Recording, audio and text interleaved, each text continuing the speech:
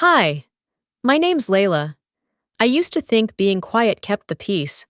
My family didn't just leave me out of the spotlight, they rewrote the story and erased me from it.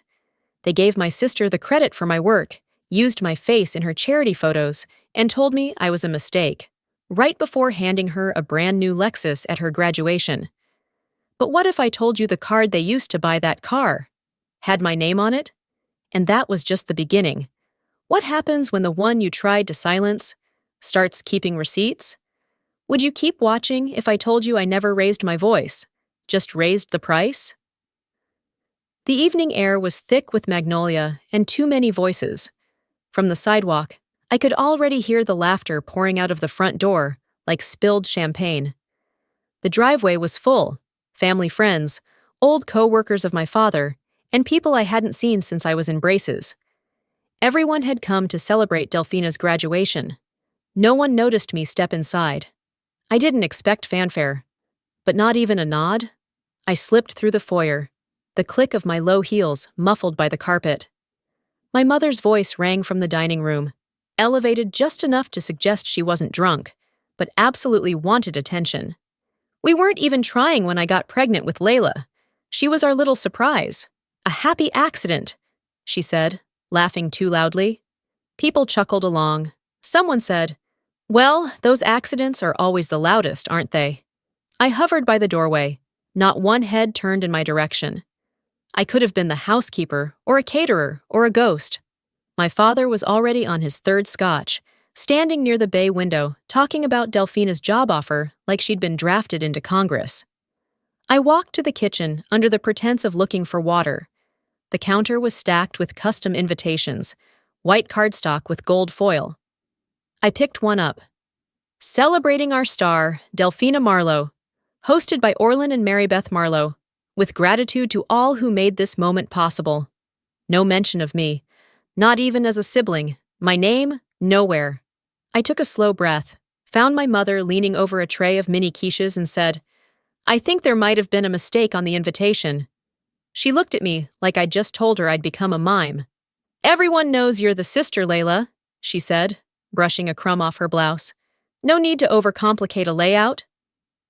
A layout. She patted my arm, turned back to the food, and asked someone how long they'd known Delphina. I could still hear her giggling over something someone said about being an only child in spirit.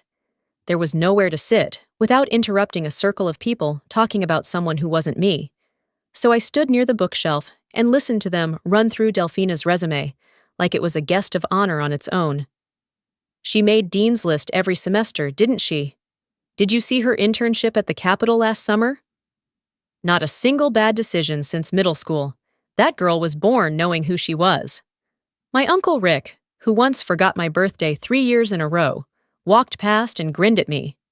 "Still doing that little admin job, huh?" he asked, then walked off before I answered. That little job was actually running internal operations for a regional nonprofit with 40 employees and a 7-figure budget. But yes, Uncle Rick, I still did that little job. I excused myself and went upstairs to the guest room, not to cry, not even to think. I just needed a minute of silence that didn't sound like someone else's applause. I sat on the edge of the bed and pulled out my phone. A notification lit the screen. An email I hadn't opened yet. "Congratulations, Layla. You've been approved for the Southern Future Scholars Full Academic Award. Full tuition, housing, and travel included." I stared at it. That should have felt like something. Triumph, relief, pride. Instead, I just hit lock and slid the phone back in my purse.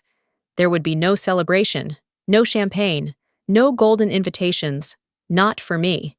Back downstairs, the noise pressed against the walls like a living thing. I took a breath, straightened my shoulders, and walked back into the room with just enough of a smile to make it through. But inside, I was already gone. The next morning, the scent of leftover pot roast clung to the curtains, and my skin like it had no intention of leaving. I'd woken early, not by design. My body had simply decided enough was enough. I sat up on the edge of the guest bed, still in yesterday's jeans, and listened. Downstairs, my mother's voice echoed faintly from the kitchen. She was rehearsing a speech. Her voice always had this crisp tone when she was performing, even if no one was watching. On behalf of our family, thank you for celebrating our daughter." I pulled on a sweatshirt, crept halfway down the stairs, and paused. She was standing by the sink, coffee in one hand, a sheet of paper in the other. I recognized it before I even stepped into the room. She was reading from the exact speech I'd written and emailed her last week, word for word. The same phrasing, same emotional beats, even the closing line. "Delphina isn't just our pride. She's our proof that dreams still matter." My mother glanced up as she folded the paper in half. "Didn't I do it justice last night?" she asked. I nodded once and poured myself a glass of water. I didn't say, "You never gave me credit." I didn't say, "You used me again." I didn't say anything at all. Because at that point, what was left to say? I sat at the breakfast bar and watched her hum while stirring sugar into her cup, like she hadn't just confirmed what I'd already known. I was helpful, but I wasn't visible. Later, as sunlight bled softly into the hallway, I wandered past the photo wall. The family wall, as my mother called it. It had been there since I was little, and it grew each year, at least for one of us. Framed moments stretched from floor to ceiling. Delphina on a debate stage. Delphina in her cheer uniform. Delphina shaking hands with the mayor. Photos perfectly lit, printed on thick, glossy paper, some even in canvas wrap. There wasn't a single picture of me after I turned 10. Not one. You would have thought I transferred to another family. A family friend, a woman I barely recognized, passed behind me and chuckled. "You're the quiet one, right? Like you're never around." I wanted to laugh or scream. Instead, I smiled politely and walked away. In the mirror at the end of the hall, I caught my own reflection.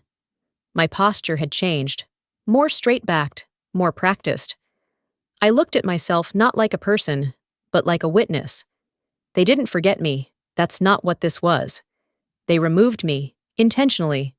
I stood next to the wall of memories I wasn't in and stared into the mirror, as if waiting for the version of me that should have been there to show up. She didn't. Back in the living room, the family was gathering for photos before heading to the graduation venue. It was tradition, group pictures in front of the fireplace, the same scene every time someone hit a milestone.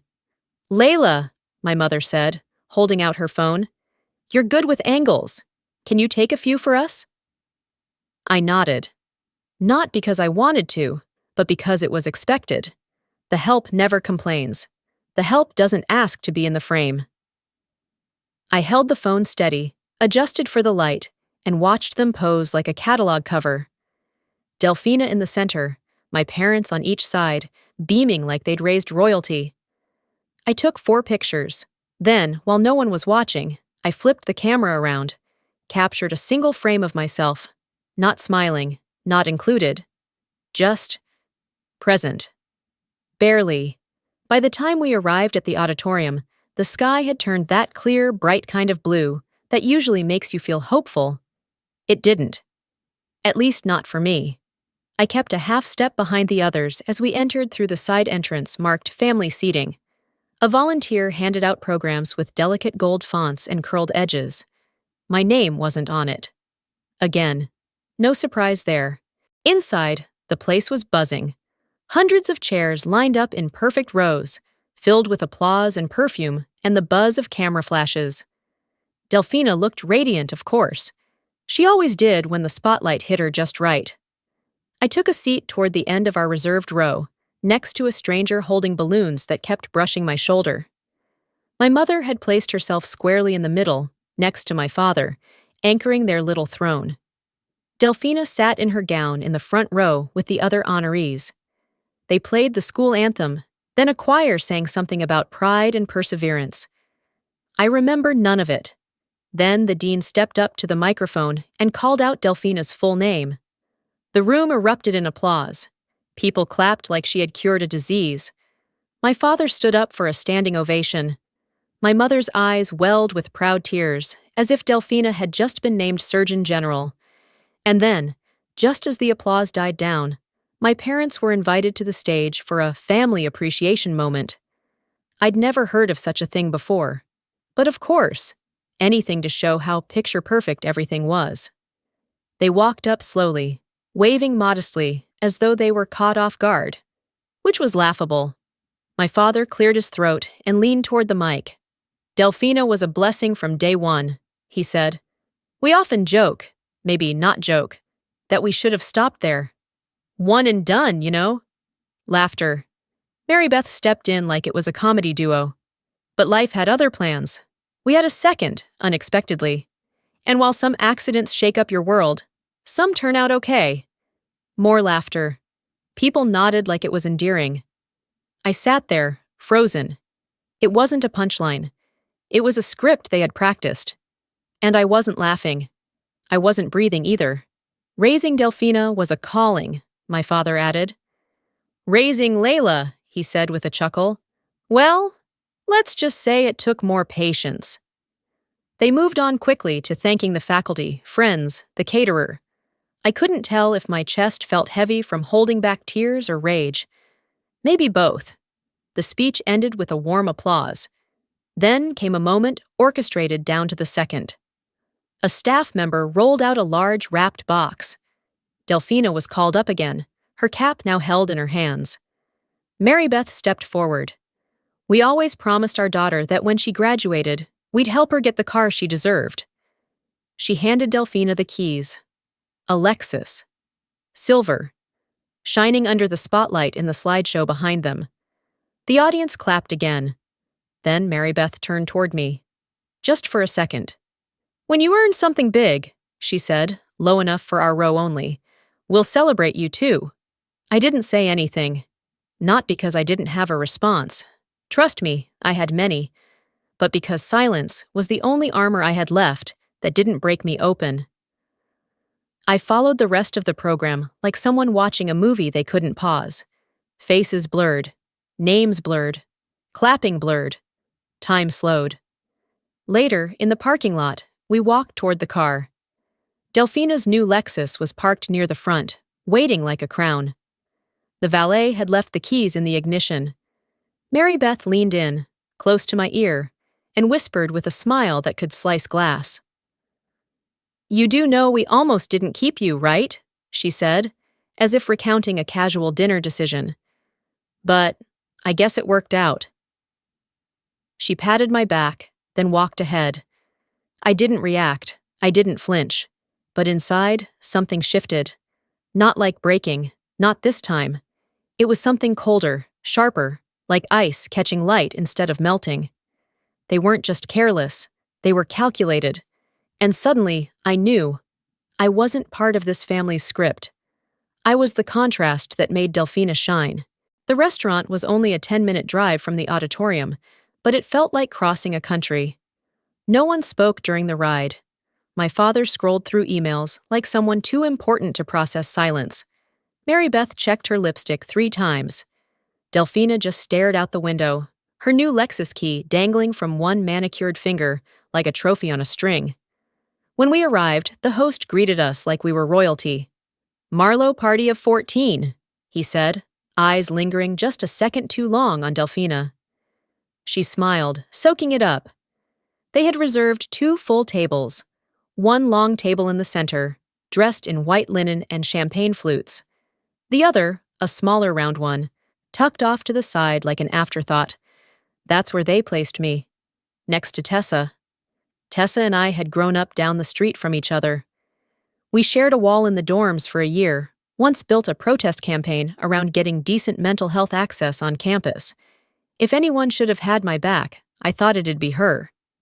Instead, she spent most of the dinner leaning toward Delphina's side of the table, laughing a little too loud at things that weren't funny. At one point, Orlan raised a glass, his third, and chuckled. We tried twice. One stuck. The entire table laughed. Even Tessa. She didn't look at me when she did it, and maybe that made it worse. I stirred my drink with the tiny straw, watching the lemon spin like it had nowhere else to be. Not that I expected a defense, but a glance, a nudge under the table, anything. They don't have to stab you to leave you bleeding. Sometimes they just stay quiet when the wound opens. The server came around with more sparkling water, and I checked my phone under the table. A notification blinked. Tuition reallocation processed. University Financial Services. I opened it, then read it again. A portion of my grant, the one I applied for, wrote essays for, stressed over, had been redirected. The system showed the name on the receiving account, Delphina Marlowe. The note read, partial balance coverage approved, internal transfer initiated by family-linked account administrator. My jaw didn't clench, my face didn't twitch, but something in my throat locked in place. I opened the grant application folder I had saved on my phone. My essay, my references, all still there. The scholarship was small, yes, but it was mine. I looked across the table at Delphina, now deep in conversation with a guy who kept touching her arm as if asking permission to fall in love. Mary Beth was smiling at the server, explaining how Delphina was the heart of this family. And me? Apparently, I was the credit line. I didn't say anything, not to them, not to anyone. I just slid my phone back into my purse and took a slow breath. Not because I needed calm, but because I was done reacting. Later, they ordered dessert. Orlan went on about his golf club. Mary Beth made a joke about how I still hadn't found a man who could keep up. Someone offered a toast to raising high achievers. Delphina waved it off modestly, like she wasn't basking in it. I looked around and realized something. This wasn't new. This wasn't accidental. It wasn't a dinner. It was a dress rehearsal for a show they'd been putting on for years. The difference now? I wasn't in the audience anymore. I wasn't on stage either. I was in the back, cutting the wires to the sound system. I picked up my water glass, held it for a beat, then set it back down without sipping. The condensation left a ring on the linen. I looked at my mother, seated across the table like a queen. She caught my eye for a second, then looked away, still grinning. They didn't know it yet, but something had already changed. I wasn't angry. I was awake. The following morning, the sun came in too sharp through the blinds. I hadn't slept well, not because of noise, just the kind of unrest that settles in your spine after you realize something irreversible. The kind of clarity that doesn't let you go back to sleep, no matter how many times you shift your weight. By 10, we were already heading out again, this time to a post-graduation brunch at the estate of some longtime friends of my parents. People who wore their last names like designer labels and treated giving back as a photo op. Delphina loved it. This was her arena. We pulled into the circular driveway behind a row of sleek cars. I got out without being told where to stand or what to carry, but somehow I ended up helping a staffer bring out extra pitchers of iced tea. Habit, I guess. Can you check the mimosas? A woman in a silk scarf asked me as she passed by. She didn't even pause to see if I'd respond. Just assumed. No hello. No. You look familiar. Just a request tossed like a napkin. I didn't correct her. I just nodded once and moved on. Inside, the setup was polished. White linen tables, place cards with scripted names, coordinated flower arrangements that probably cost more than my rent. And in the center of it all, a tri-fold display board titled Delphina's Charity Journey. Photos were pinned neatly. Her at food drives, wrapping holiday boxes, smiling in front of battered women's shelters. But one image froze me. It was me, 12 years old, ponytail frizzy from August humidity, holding a tray of soup at a local shelter. It had been my first time volunteering. I remembered begging my parents to let me go. Mary Beth had only agreed because Delphina was going anyway, and someone had to supervise me. The caption read, Delphina, age 15, always led by example. I stood there for a long time, studying that photo like it might shift, like my face might change into hers, just to match the story. But it didn't. It was me. I remembered the smell of bleach in the kitchen, the ache in my arms from carrying trays that were too heavy. I remembered thinking I was doing something good, something real.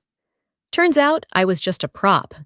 I took a picture of the board with my phone, then quietly made my way across the garden to where Delphina stood, laughing with a few people I didn't recognize. She wore a cream dress and a watch that probably cost more than my laptop. She spotted me and gave a tight smile. I stepped close, low enough so only she could hear me. "Next time you use my face for your story," I said, "you'll need permission." She blinked. Not shocked, not sorry, just calculating. Then she leaned slightly, as if testing whether I'd say more. But I didn't. I didn't need to. She didn't speak, just turned back to her admirers, lifting her flute of orange juice like nothing had happened. I walked away before my expression cracked. The rest of the brunch unfolded in slow motion. I sat at the edge of the lawn beneath a sun umbrella, picking at dry fruit and sipping flat water, while people floated around praising Delphina's philanthropic heart. "She's just what every parent hopes for," someone said loud enough for the entire table to hear. Orlan nodded, the way he always did when someone validated his reflection through her. I checked my phone. New email, Southern Futures Scholars. Final confirmation, full tuition plus stipend approved. I tapped reply. Confirmed, I'll be there. I looked up from my screen and across the lawn. My mother was posing with Delphina for a group photo. Someone was holding up the display board like a backdrop. They were building a monument out of pieces that didn't belong to them. But the real shift wasn't that they'd stolen from me. It was that I had finally noticed, and I was done pretending not to. After brunch, we returned to the house. Delphina went upstairs to pack for her weekend trip, something she mentioned loudly at least 3 times during the drive home. I stepped through the front door and felt the same thing I'd felt every time I'd come back over the years. A faint tightening in my chest, like my lungs knew before my mind did that they'd be holding back again. It was just past 6. The light outside had turned soft, spilling in through the wide windows in golden strips. I moved through the living room on the way to grab my suitcase, but something on the display shelf made me stop. There they were, my old bracelets, wire-wrapped stones I had polished by hand, beads I'd matched by color and meaning. I used to sell them at local art fairs back in high school. I remembered how excited I was when someone bought my first one for $20. I never imagined I'd see them here, inside an Etsy-branded shipping box. The tag on the package read, "Designed by Delphina Marlowe." I stood there for a full minute, barely blinking. They didn't even bother to change the style. They didn't have to. I hadn't protected anything. I didn't know I needed to. I heard the ice machine crack behind me. My father was in the kitchen. I walked in quietly and found him at the counter, glass in hand, pouring bourbon like he was measuring disappointment. He didn't look up. "You always this quiet, or just when it's inconvenient?" he said. I ignored the bait. Instead, I asked, "Have I ever done anything that made you proud?" He took a sip, stared into the glass. "You want an honest answer?" I nodded. He let out a tired breath and shrugged. "You were unexpected. Your mother wasn't herself after you. You know that.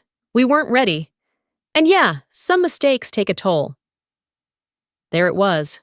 No hesitation, no softening. He didn't say it with anger. He said it like it was math. "You were a mistake." I didn't move, not even a twitch. But inside, everything drew inward like a house preparing for a storm. "So I was the wound," I said quietly, "not the child." He refilled his glass. Still didn't meet my eyes. "Don't twist it, Layla. We did what we could." "No," I said steady. "You did what you needed to for her. For me, you tolerated." The room was too still. The kind of still that comes after someone says something that can't be taken back. I turned when I heard her steps behind me. Mary Beth. She'd heard enough to know what was happening, but not enough to stop it. "I saw the bracelets," I said without looking at her. "You kept the style, even used the name I came up with for the line." She folded her arms, glancing at my father for backup. "You used my work. You used my words. But not my name. Why is that?" She blinked once, calmly. It was just easier. People already associate that look with Delphina. You don't want to confuse the market. I let out the slightest laugh. Right. Wouldn't want to confuse people with the truth. I don't see what the harm is, she added. It's not like you were selling them anymore. That doesn't make them yours, I replied. It just means you got away with taking them. She didn't deny it. She didn't apologize. She just exhaled through her nose and walked over to the sink. Orlan said nothing. I stood there a moment longer, then turned toward the hallway. My suitcase was already packed. I had planned on leaving in the morning, but now there was no reason to wait. As I reached the front door, Orlan spoke again. You're walking out just like your aunt did. Always the dramatic ones, same side of the family. I paused, hand on the doorknob. Then maybe, I said, looking over my shoulder, I'm the only one who inherited her courage. Neither of them moved. Neither spoke, and I didn't offer them anything more. I stepped outside. The air was cooler now, the kind that comes before a good rain. I didn't slam the door, but I made sure it was locked behind me. I didn't go far after I left the house, just far enough. I spent the night at a modest motel off Highway 17, cheap, clean, and quiet, which was all I needed. I didn't unpack. I didn't turn on the TV. I sat on the edge of the bed and stared at the plain walls, thinking not about what had just happened, but about what was coming next. The following evening, I showed up at the final dinner. The invitation had come from one of my parents' longtime friends, a couple who owned a vineyard upstate and liked to host events that made them feel important. A final toast to Delphina's future, the message read. Formal attire encouraged. Family expected. Family expected. The phrase rang in my head as I walked through the double doors of the downtown venue. Inside, the space was buzzing, soft jazz playing from hidden speakers, wine glasses clinking in polite rhythms, and waiters moving in crisp black shirts like stagehands. I was seated near the back, not quite in the shadows, but definitely not in the spotlight. My name wasn't on the printed seating cards, but I found a chair with no one beside it and made it mine. Delphina, meanwhile, was surrounded. She wore deep emerald, the kind of color that said, "Watch me," without trying. People took turns toasting her, like she was the second coming of public service. Every speech blurred into the next. Integrity, beauty, grace, leadership, and so on. One woman actually used the word radiant. And then came Orlan. He rose from the head table, glass raised high. To the daughter who made us proud every year, he said, voice full and unwavering. Not just for her accomplishments, which speak for themselves, but for the way she's carried our family's name with dignity. A pause. No one looked my way. No one had to. I lifted my water glass, met his toast with a steady stare, and drank. The rest of the night folded into a fog of clinking silverware and murmured praise. Until the bill arrived. A waiter approached discreetly and handed Orlan the check in a leather folio. He didn't flinch, just pulled out the card he always used, the same one he'd handed me to activate years ago when they didn't want to deal with the paperwork. He slid it into the reader. Beep. He frowned. The waiter tried again. Beep. A beat of confusion, a murmur at the table. Mary Beth leaned in, whispered something. Orlan tried again, this time slower, as if gentleness might fix a blocked account. Beep. His jaw tensed. That can't be right. He reached for another card, passed it over without comment. This one worked. The waiter smiled tightly and nodded before disappearing into the crowd. The room, however, had shifted. There was a silence so specific you could feel it. Not awkward, not loud, just sharp. I leaned forward slightly. My voice was calm, measured. That card was under my name. All heads turned. You asked me to open it when your credit was maxed, and you didn't want to deal with the bank. You said it was just a formality. Orlan blinked. I don't remember that. You wouldn't, I replied, because you never thought I'd have to remind you. Mary Beth opened her mouth, then closed it. I placed my napkin gently on the table. You've spent years pretending I didn't belong. I figured it was time you tried paying without me. No one laughed. No one even exhaled. Delphina sat perfectly still, lips parted, like she hadn't prepared for this version of the evening. I stood, calmly collecting my clutch. As I passed behind her chair, I didn't stop, but I did speak. I hope you enjoy the car, I said, voice low but clear. I paid the activation tax on that too. I walked out without looking back. Behind me, the only sounds were utensils gently resting on porcelain and breaths held like secrets. That night, I didn't raise my voice. I just raised the cost. By the time morning fully arrived, Charleston felt quieter than usual. Or maybe it was just me, the way the stillness settled into my bones like the calm after a storm that never really made landfall.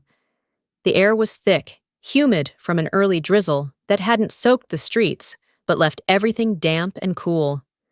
The scent of wet earth mixed with magnolia still hung in the breeze, drifting in through a cracked window upstairs. It was the kind of morning that made you second-guess decisions, not because they were wrong, but because they finally felt real. I'd already packed. Wasn't much, just the essentials. Some clothes, a stack of envelopes I'd been holding onto for months, and the folder. Always the folder. I called for a ride to the train station and sat on the edge of the bed while I waited. The room I'd borrowed for the past few days looked untouched now, almost like I'd never been there at all. There was no goodbye note, no reason to leave one. I wasn't trying to be dramatic, I just didn't have anything left to explain. I was halfway down the hall, bag slung over my shoulder, when I heard her voice. Leaving already? Mary Beth.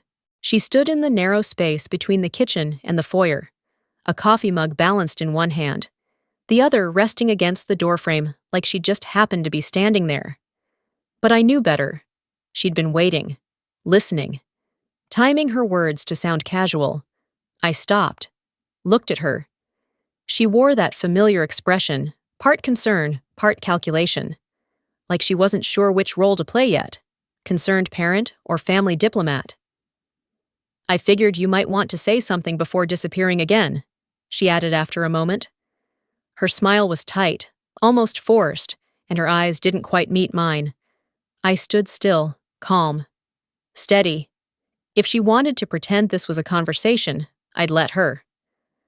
I didn't disappear, I said. I was here the whole time. You just liked me better silent. Something flickered behind her eyes. Not surprise, exactly. More like irritation at being seen clearly. She tilted her head, defaulting to the practiced tone she reserved for difficult situations. Layla, this wasn't supposed to go this far. You've always had a place here. Quietly, yes. But a place. I gave a small nod, more to myself than to her. That line, the quiet place, had been their favorite trick. Give me a corner, praise me for not taking up too much space, then call it kindness. Reaching into my tote, I pulled out the folder. It was worn from use, the corners slightly bent from being opened and closed too many times. Inside were copies of everything, tuition statements with my name, banking records showing my accounts drained, and the credit agreement she and Orlin had signed together, blindly, when they thought no one was watching. They'd used my name without hesitation, without consent. I handed it to her like I was passing along a grocery list. This isn't a threat, I said. It's just clarification. No more guessing who signed what. No more pretending you don't remember. I'm not asking for an apology, just closure. She didn't take it immediately. Her hand hovered, uncertain. When she finally accepted it, she opened to the first page and began reading. I watched as her face remained eerily still, but her posture shifted. That rigid spine of hers, the one she always used to tower over others in conversation, softened just enough. Not enough to call it remorse, but enough to admit defeat. I stepped past her, aiming for the front door. I wanted to be gone before the whole house woke up. But then came the sound of footsteps from the stairs. Soft. Deliberate. Delphina.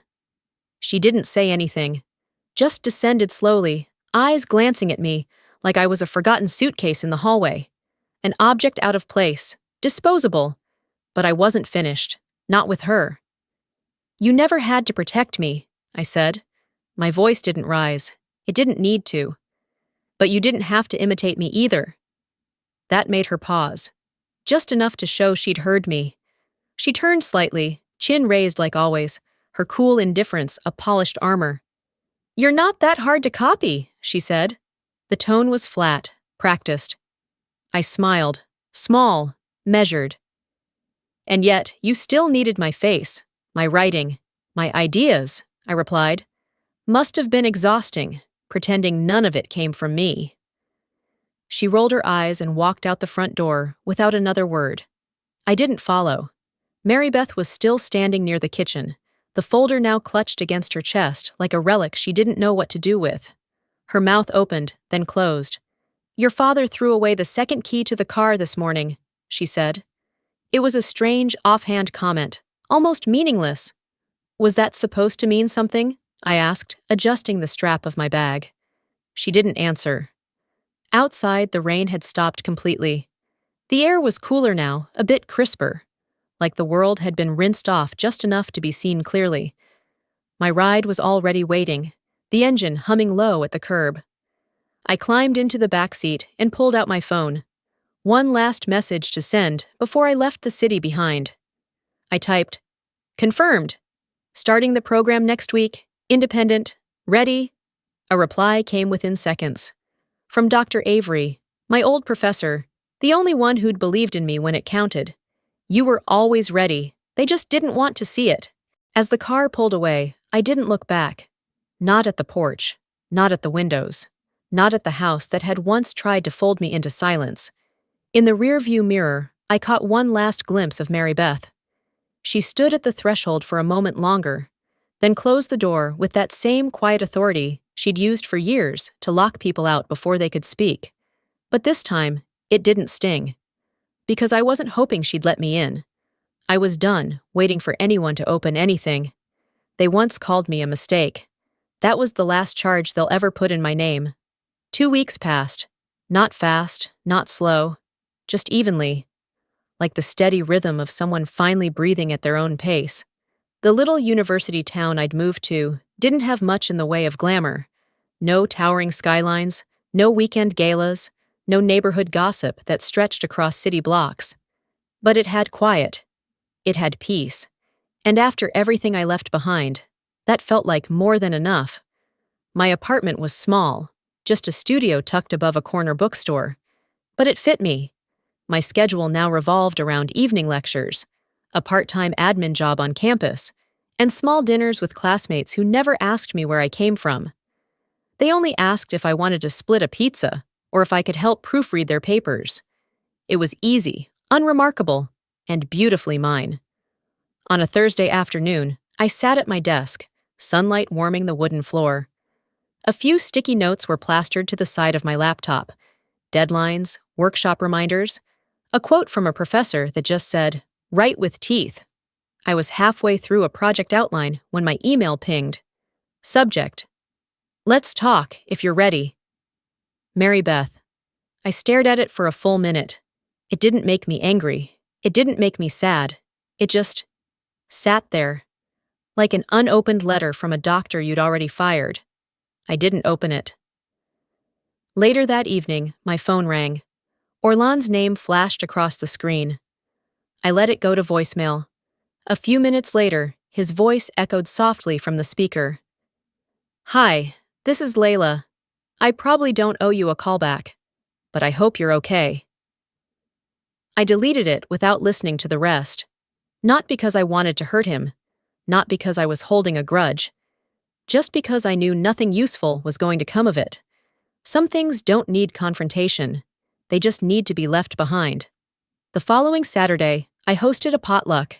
It was small, 6 of us crammed around my little kitchen island with folding chairs and paper plates.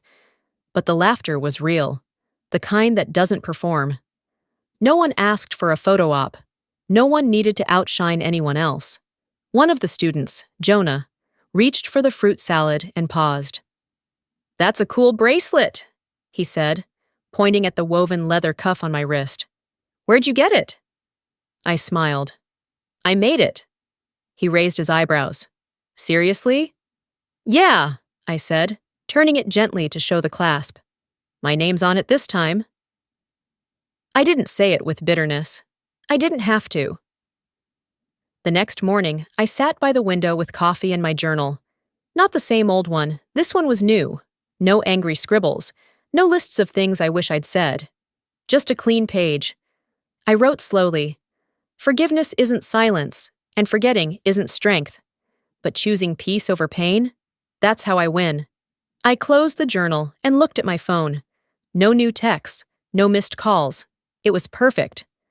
I stood, stretched, and cracked the window open just enough to let in the early fall breeze.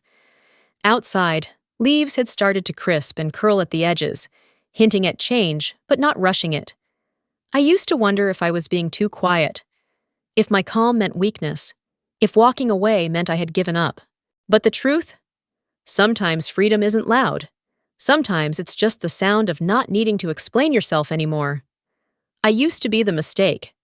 Now I'm the proof they were wrong.